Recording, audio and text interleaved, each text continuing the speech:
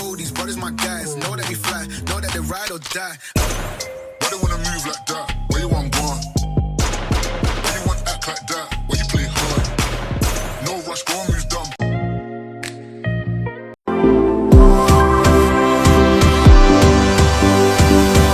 Everyone, welcome back to my YouTube channel. कैसे हैं आप सब? आई होप आप सब अच्छे होंगे। आप सभी को गुड मॉर्निंग। तो ये आप सोच रहे होंगे मैं कैसे आ गया। आज तो आने वाला था वैष्णो देवी व्लॉग का नेक्स्ट पार्ट, तो आज उसी पार्ट के बारे में आपसे करने आया हूं मैं कुछ बातें। तो चलो जल्दी से आपको बता देता हूं उसके आगे व्लॉग क्यों नहीं ले पाए, ऐसा क्या हुआ, मतलब हमने क्या किया या वहां क्या सिचुएशन रही जिसकी वजह से इसके आगे का व्लॉग हम नहीं ले पाए।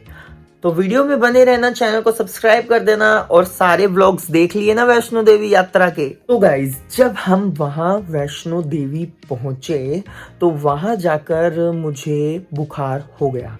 सबसे पहले जो है जितने भी मेंबर्स थे वो सभी मंदिर के अंदर गए दर्शन करने के लिए। मुझे और लवनीत को बाहर छोड़ दिया उन्होंने, और कि हम सामान का ध्यान रख लेंगे कि जब वो लोग वापस आएंगे तो हम दोनों जाएंगे विद अर्पण, कि अर्पण हमारे साथ दोबारा दर्शन करने जाएगी। और अर्पण ने सोचा कि वो बाकियों को अच्छे से दर्शन कराए आएगी इतने। तो अर्पण भी जल्दी जल्दी में दर्शन करके आई, और जैसे ही अर्पण और आए, मतलब लवनीत और मैंने बहुत कोशिश करी कि हम ना सोए, हम बातें करते रहे। थोड़ी देर बातचीत करने के बाद हमें नींद आ ही गई, क्योंकि हम इतना थक चुके थे ना, मतलब उस सिचुएशन पे नींद आ ही जाती है, आप बैठ ही नहीं सकते कि नींद ना आए। जब वहां लवनीत और मैं बैठे तो हमें नींद आ गई, और जब जैसे ही मैंने मेरी आंखें खोली तो सामने से मुझे दिखा कि संदीप और दक्ष आ रहे हैं। तो मैंने आवाज लगाई संदीप को कि इधर आ। इतने में लवनीत ने भी देखा, और फिर मुझे अर्पण दिखी, अंशु दिखी, सब दिखे आते हुए। जैसे ही वो आए और हम बस खड़े होके ब्लैंकेट जो मैंने पर्पल कलर का डाल रखा था व्लॉग्स में, वो ब्लैंकेट में लपेटने लगा, तो मुझे कपकपाहट शुरू होगी। कपकपाहट इतनी ज्यादा हो चुकी थी, मतलब कंट्रोल भी नहीं हो रही थी। इन्होंने अपने ब्लैंकेट वगैरह मेरे ऊपर डाले, उसके बाद भी मेरी कपकपाहट नहीं रुक रही थी। उसके बाद अंशु ने कहा कि अंदर ले जाओ, संदीप बोला अंदर ले जाओ। सबने दिमाग लगाया अपना अपना और सब मेरे को अंदर ले गए। मतलब सामने बिल्कुल धर्मशाला बनी हुई थी कि वहां जाके बिठा देते हैं। गलती ये हो गई शायद कि उनको अच्छे से एक्सप्लेन नहीं कर पाए हम कि हम अंदर ही हैं या हमारा वेट करना या हम क्या है, जैसे भी रहा।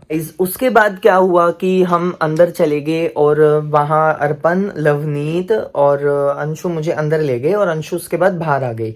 उसके बाद मेरी कपकपाहट बढ़ रही थी, और वहां पे जो है संदीप भी आ गया, और उसके बाद कपकपाहट बहुत तेज हो चुकी थी कि अर्पण भी सिचुएशन को संभाल नहीं पाई, और अर्पण बोली चलो डिस्पेंसरी चलते हैं। तो संदीप, लवनीत और अर्पण तीनों मिलके मेरे को डिस्पेंसरी ले गए।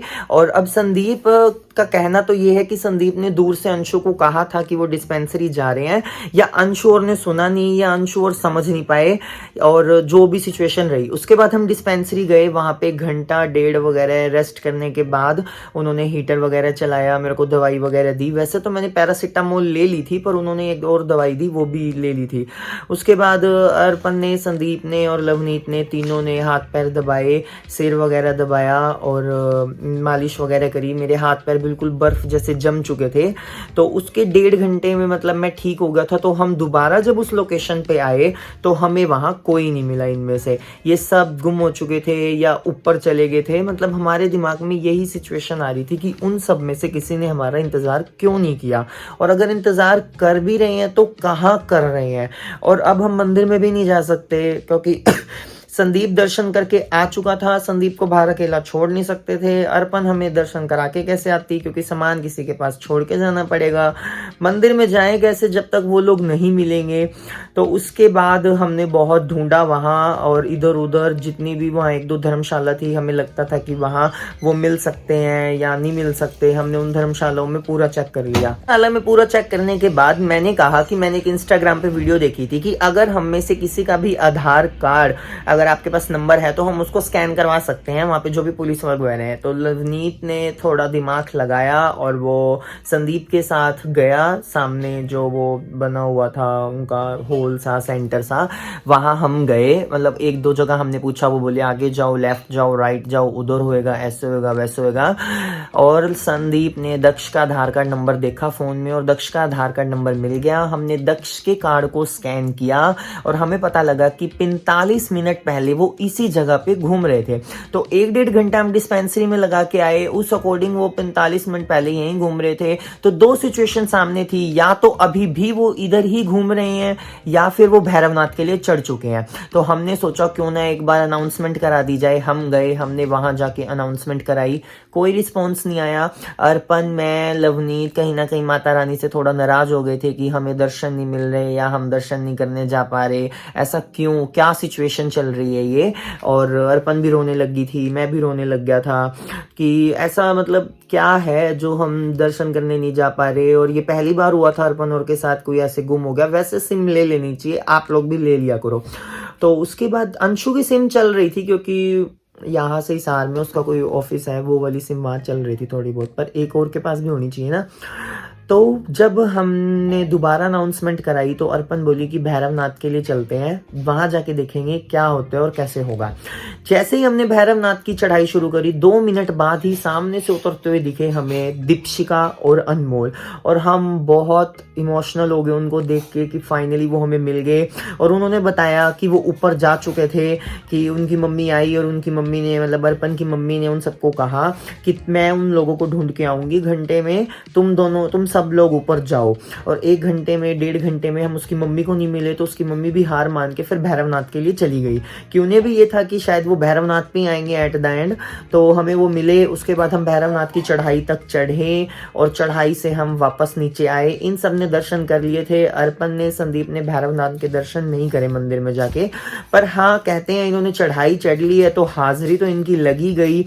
और ऐसे ही हम रूठते हुए वापस वैष्णो देवी ट्रैक के पास, मतलब नीचे कटरा में आ गए। अपने अपने मुंह लटका के हमें दर्शन करने जाना चाहिए था। आते टाइम भी हमें माता रानी संकेत दे रही थी कि दर्शन करने आओ, क्योंकि आने का रास्ता अलग है। और आते टाइम जो है हमारा एक बैग जिसके अंदर मोबाइल फोन थे किसी के, और लवनीत के शूज मंदिर के आगे ही रह गए थे, और वो लेने के लिए हमें दोबारा मंदिर के गेट के आगे से ही आना पड़ा। लेकिन फिर भी हम समझे नहीं वो इशारा, घर आके समझ आया कि उस टाइम दर्शन कर लेने चाहिए थे। जब हम कटरा स्टेशन पे पहुंचे तो यहीं मतलब हमारी दुर्घटनाएं जो ये हुई ये खत्म नहीं हुई थी। और कटरा स्टेशन पे आने के बाद हमने वहां आके हम डायरेक्ट हमारे रूम से कटरा के लिए आए। हमने सोचा आगे अमृतसर भी जाएंगे। कटरा में आए तो बहुत भीड़ थी 3:30-4 वाली ट्रेन पे। तो हमने सोचा अब जो है 5-6 वाली ट्रेन पे जाएंगे। 3:30 वाली ट्रेन थी शायद वो, जिसमें बहुत भीड़ थी। हमने सोचा 5-6 वाली ट्रेन में जाएंगे। जैसे वो 3:30 वाली ट्रेन निकली, पीछे जो 6:30-7 बजे तक ट्रेन चलने वाली थी, या 5:30 6:30 ऐसे जो भी टाइमिंग था दूसरी ट्रेन का, वो ऑलरेडी भरी हुई थी। और रिजर्वेशन तो हो ही नहीं रहा था। लोगों ने महीना पहले करा रखा था रिजर्वेशन। अगर आप लोग कभी भी जाओ, क्योंकि मैं पहले इनके साथ जम्मू से आया हूँ, कटरा का मुझे नहीं पता था, अगर कटरा से आओ तो पहले ही रिजर्व करा के जाओ। बहुत भीड़ होती है, इतनी भीड़ होती है कि आप सांस भी नहीं ले सकते, आप खड़े भी नहीं हो सकते हो ढंग से।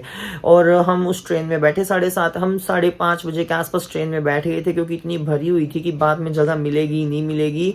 टूटते फूटते लटकते भटकते खड़े रह के बिना पानी के, पानी की वैल्यू हमें पता लगी उस ट्रेन में। और हम फाइनली लुधियाना स्टेशन तक पहुंच गए। लुधियाना आके हमने फैसला किया कि अब इतना थक चुके हैं तो अमृतसर जाने की तो कोई चांस ही नहीं बनता। और वैसे भी वैसाखी थी, वहां बहुत ज्यादा भीड़ होती, बहुत ज्यादा रश होता। तो हमने सोचा क्यों ना अब घर ही चलते हैं। उसके बाद हमें लुधियाना में जो ट्रेन मिली वो बहुत मस्त मिली, बिल्कुल सारी सीटें खाली। हम सारे एक एक सीट पे लेट के आए अपना आराम से, और डायरेक्ट हमारी जा खुली फिर रायपुर स्टेशन के आसपास। उसके बाद हम हिसार पहुंच गए। हिसार पहुंचने के बाद हम सब इतने टाइट हो चुके थे, मतलब हमारी हालत टाइट हो चुकी थी कि ना कुछ व्लॉग डालने का मन था, ना कोई रील डालने का मन था, और कुछ भी करना। तभी बीच में जो है 1 वीक का गैप आ गया और मेरे व्लॉग्स नहीं आए इसी दौरान, क्योंकि उन दिनों में थोड़ा हम अपना अलग ही डिप्रेशन में जा रहे थे कि यात्रा नहीं हुई सफल, ऐसे दर्शन नहीं हुए, ऐसा क्या रहा, ऐसे वैसे। और हम सब ही कहीं ना कहीं बीमार हो गए। मुझे टाइफाइड हो गया, ब्लड में इन्फेक्शन हो गया, अनमोल को टाइफाइड हो गया, चेस्ट में इन्फेक्शन हो गया, अर्पण बीमार होगी, और लवनीत बीमार हो गया। वहां से अंशु, शिखा ये बीमार हो गए, संदीप और दक्ष में से दक्ष हो गया। संदीप को भी थोड़ी बहुत थकान चढ़ी और थोड़ा थोड़ा बहुत हुआ। तो मतलब अब कहीं ना कहीं सब ठीक हो चुके हैं दोबारा। अर्पण की मम्मी भी बहुत बीमार हो चुकी थी, ड्रिप वगैरह भी लगी, इंजेक्शंस भी लगे, मुझे भी लगे इंजेक्शन। तो अब जो है सब खत्म हो चुका था। अब जो है फाइनली हमारी यात्रा कंप्लीट।